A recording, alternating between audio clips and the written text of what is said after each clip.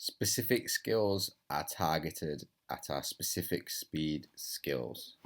So if our speed skills are acceleration, which 99% of the time is our first session of the week, we'll always have an acceleration theme to our specific skills so that we're ready for acceleration and we're starting to get the ball rolling in our brains and physically. In this block, we're just going back to the basics. Often when we are back to the basics with acceleration, wall drills will make up the most of our specific skills section. They're more static, they're slower, so we can learn in a nice, slow, stable environment. This allows us to target specific postures, and it means we can whole part whole projection, switching, and reactivity. Our first drill basically looks at projection. We have a pretty strong band around a hip to encourage a hip-led extension. We're playing about with just this little idea of a soft box in front of us. It's basically a plyo box. We often, and this is just not me included, but we often use cues around punching our knee. We smash a pane of glass in front of us. That's a big cue that's often used. So we're just playing around with an actual physical target to help drive that. You'll notice that we initially played about with just the optimum amount of flexion and extension with our hip so that we figured out what was an over projection and what was possibly an under projection so that we can essentially find optimum.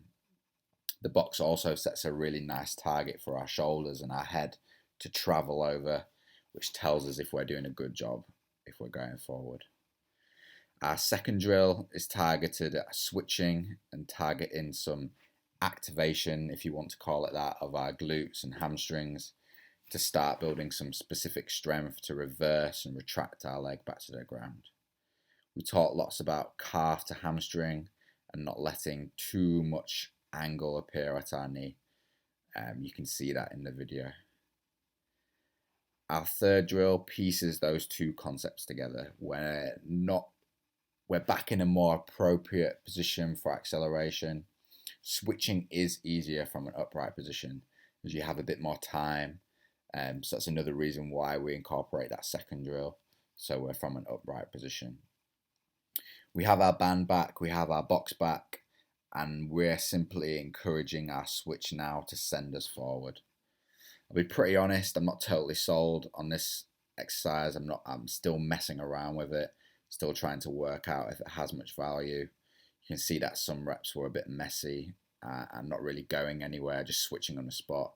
Some reps were quite productive. Maybe a better job needed from me as a coach. Finally, we go and piece that together with our two-step projection drill. This section is pretty much self-led by the athlete. A camera is set up in slow motion and they're encouraged to get their hip past the cone and their foot back to it. They come back and review each rep and ask questions if they need to. I'll be pretty honest, this is probably one of the best interventions that I've come up with in a long time. More the self-led side of things. The two-step projection drill isn't really anything new. And it's just encouraging a huge amount of learning around our initial two steps.